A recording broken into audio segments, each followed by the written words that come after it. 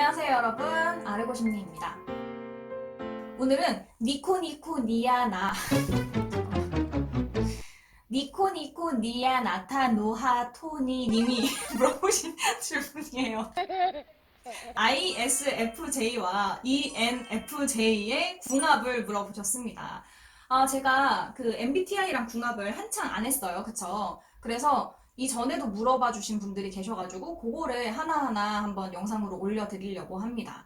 자, 일단 ISFJ 성격 어떠냐? 이 사람들은 조용하고 차분하고 친근하고 책임감이 있으면서 헌신적인 사람들이에요. 그러니까 좀 온정적이고 따뜻한 사람이야. 인내심도 강해. 그리고 다른 사람의 사정을 고려를 하면서 자신과 타인의 감정에 좀 민감한 사람들이죠. 그래서 일 처리에 있어서 현실 감각을 갖고 있어. 그리고 실제적이고 조직적으로 처리를 하는 사람이야. 그런데 타인에게 자기를 충분하게 명확하게 표현을 하는 부분이 조금 부족해서 조금 아쉬운 점이 있기는 하지만 굉장히 따뜻한 사람이다. 품이 넓은 사람이다. 라고 이야기할 수 있습니다. 자, 그러면 ENFJ는 어떤 성격이냐? 따뜻하고 적극적이고 책임감 강하고 사교성 풍부하고 동정심이 많은 스타일이라고 해요. 그리고 좀 민첩한 성격이야. 그래서 아무래도 사람을 좋아하니까 사교적이고 인화를 중요하게 생각하고 그리고 참을성이 많아요. 그러니까 많은 사람들과 두루두루 잘 지낼 수 있는 사람인 거죠. 다른 사람들의 생각이나 의견에 좀 진지한 관심을 가지고 공동의 선, 그러니까 다들 좀 인정할 수 있는 그런 부분을 위해서 다른 사람의 의견을 대체로 좀 동의하는 편입니다.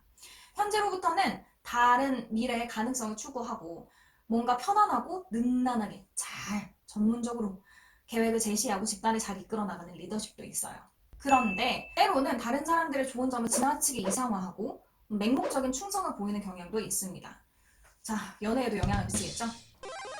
두 분은 어떻게 보면 서로 굉장히 비슷하다고 느낄 거예요. 일단 둘 다 사람을 너무 좋아해. 그리고 관계를 되게 중요하게 생각해요. 그러니까 그걸 위해서 시간과 노력을 많이 할애할 수 있어. 그래서 싸움이 나면 단순히 잘잘못을 따지기보다는 서로에게 뭐가 상처가 된 건지 그 마음을 좀 들여다보려고 하는 이 두 사람입니다. 서로 그래요. 그리고 그 사람이 아무리 잘못했다 하더라도 어떤 상황이었기에 얘가 이렇게밖에 행동할 수 없었을까까지 고려하는 그런 태도를 가지고 있어요. 이런 부분이 비슷하다는 건 되게 큰 장점을 가지고 있지만 반대로 단점이 되기도 합니다. 어느 때냐면 맘먹고 상대한테 상처를 주겠다 결정을 했을 때. 왜냐면 나랑 같으니까. 내가 어느 때 상처를 가장 많이 받는지 알잖아요. 그래서 치명타를 입힐 수 있는 말과 행동이 있지. 그래서 그거를 선택할 때가 있어. 상처를 주기 위해서. 왜 연애를 하다 보면 상처를 주고 싶지 않지만 상처를 주는 경우도 있지만 진짜 상처를 주고 싶어서 상처를 주는 경우도 있단 말이야. 그랬을 때 요 둘이 비슷하다는 건 단점이 되겠지. 왜냐면 너무 잘하니까. 그리고 둘 다 약간 감정이 중요한 사람이다 보니까 서로 똑같은 부분에 섭섭해지는 건 아니잖아. 그러니까 상대가 어떤 것 때문에 섭섭했다고 하는데 나는 도저히 이해가 안 되는 거야. 저 사람의 감정은 이해가 되지만 그 상황은 이해가 안 되는 거야. 또 다른 비슷한 점을 찾으면 판단을 내릴 때 체계적이고 빠르게 결정을 한다는 거죠. 이건 진짜 둘이 잘 맞을 거야. 왜냐면 둘 중 한 명도 미적거리는 성격이 아니거든. 그러면 서로 다른 점은 뭐가 있을까? 일단 한 명이 내향적이고 한 명이 외향적일 때 보편적으로 발생하는 단점. 데이트 유형. 스타일이 좀 안 맞을 수 있어. 왜냐면 2인 사람은 좀 나가고 싶어. 다른 사람도 만나고 친구도 만나고 좀 익사이팅한 데이트를 즐기고 싶은데 I는 상상만 해도 약간 피곤해. 다른 사람들이랑 같이 놀 생각하니까 약간 기가 쭉쭉 빨리는 것 같아. 그래서 그거보다는 단둘이 좀 알콩달콩하게 데이트를 하는 걸 선호하다 보니 오랫동안 만나게 되면 처음에는 서로가 원하는 데이트를 맞춰주려고 한 노력을 해. 근데 이게 관계가 길어지게 되면 자기가 선호하는 데이트를 하자고 제안을 하는 가능성이 더 높아지잖아요. 그렇게 되면은 서로가 서로한테 너무 배려가 없다고 느낄 수 있지. 또 외향과 내향의 차이로부터 오는 좀 단점이 뭐냐면 무슨 문제가 생겼을 때 이 갈등이 빵 폭발할 수 있어. 왜냐면 외향은 어느 정도 생각을 정리를 하고 나면 동굴에서 나와서 상대하고 빨리 말을 하고 풀려고 하거든. 근데 내향은 동굴에 들어가서 안 나와. 그러니까 혼자 좀 생각해야 하는 시간이 긴 거지. 그러니까 닥달을 하는 외향은 답답해 죽겠고 닥달이 당하는 내향은 스트레스를 받게 되는 거죠. 그냥 혼자 생각할 시간이 조금 필요한 건데 그거를 외향은 기다리기가 너무 힘들어. 근데 이런 차이가 장점이 되기도 해요. 서로의 스타일이 조금씩 맞춰 보일 때 그 차이가 장점이 되기는 하는데 예를 들면 제 남편은 내향적인 성격이에요.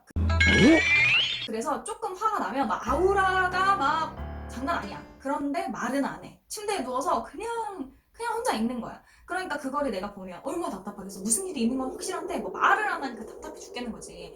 나는 처음에는 막 닥달을 했지만 그것보다는 그냥 항상 이야기를 들어줄 사람이 옆에 있다라는 느낌을 주면서 이야기를 하도록 천천히 유도를 하는 거예요. 그렇게 되면은 남편이 혼자 있을 때보다는 동굴에서 좀 더 빨리 나와서 이야기를 한단 말이죠. 외향적인 성격의 장점이 뭐냐면 말을 잘해. 그래서 저 사람이 A라고 이야기를 하면 좀 더 매끈한 단어로 다시 이야기를 하면서 잘 듣고 있어. 경청하고 있어. 공감하고. 그러니까 내향적인 사람이 동굴에 있어서 표현을 안 하면서 잘 살아가고 있다고 생각을 했는데 자기가 자기 마음속에 있는 이야기를 막상 하고 잘 들어주니까 이거 생각보다 괜찮거든. 나는 항상 혼자 생각하다가 오랫동안 내 감정에 좀 묶여 있었는데 이렇게 표현을 하니까 생각보다 나쁘지 않구나 라는 생각을 하게 되는 거지. 그래서 서로 차이가 난다고 하는 건 다만 단점만은 아니에요. 자, 두 번째 차이는 감각, S와 직관, N의 차이입니다. 이 S인 사람은 일 처리를 할 때 좀 사실적이고 구체적인 걸 좋아해요. 근데 N은 그거보다 의미가 중요해. 사실보다는 그 모든 상황 혹은 그 의도성 막 이런 뭔가 의미가 있는 게 더 중요해요. 그래서 서로 어떤 거에 대해서 설명을 하거나 이해를 할 때 서로 좀 이해가 안 될 수 있어. S인 사람의 이야기가 N이 들으면 너무 딱딱하고 냉정하게 들릴 수 있거든요. 근데 N이 S 얘기를 들으면 너무 현실적이지가 않고 약간 근거가 빈약하게 들려. 근데 가끔 N이 이야기하는 것 중에 S가 그럴 수도 있겠구나 라는 인사이트를 얻기도 합니다. 뭔가 유도리 있는 그 아이디어를 통해서 더 사고가 확장되는 거지. 이게 서로 차이가 있기 때문에 가질 수 있는 장점 중에 하나예요. 반대로 N은 S의 이야기를 들으면서 자신의 이야기가 조금 더 근거가 탁월하도록 그리고 설득력 높은 이야기가 될 수 있도록 이야기를 촘촘하게 짜낼 수 있는 걸 배울 수 있어. 좀 더 현실감이 생기는 거지. 그렇다 보니까 S가 말해주지 않으면 N이 실수할 뻔한 여러 가지 일들도 미연에 예방이 가능하다는 겁니다. 그래서 이렇게 궁합을 물어봐서 준비를 했지만 난 사실 MBTI에 맞춰서 진짜 좋은 궁합, 나쁜 궁합 같은 건 없다고 생각해요. 그거보다는 나와 상대의 공통점과 차이점 그리고 이걸로 인해서 벌어질 수 있는 좋은 부분과 나쁜 부분을 미리 알아서 잘 대처할 수 있도록 일단 서로 사랑하는 거잖아. 사랑은 나와 전혀 다른 사람과 평생을 살 수 있게 할 정도로 굉장히 힘이 세요. 사랑 자체가 상당한 동기부여가 되는 거죠. 모든 사람은 나랑 달라. MBTI가 나랑 똑같다 그래도 나랑 달라. 그러니까 다르지만 공존할 수 있는 방법을 배우는 게 가장 좋다고 생각을 합니다. 도움이 됐는지 모르겠어요. 자, 그리고 제 설명이 얼마나 맞았는지 모르겠네. 댓글을 통해서 한번 확인해 보도록 하죠. 자, 오늘 영상 여기까지. 유익했다면 구독과 좋아요, 인스타 팔로우 부탁드립니다. 궁금한 점 있으시면 DM이나 댓글 주세요. 다음 영상에서 만나요.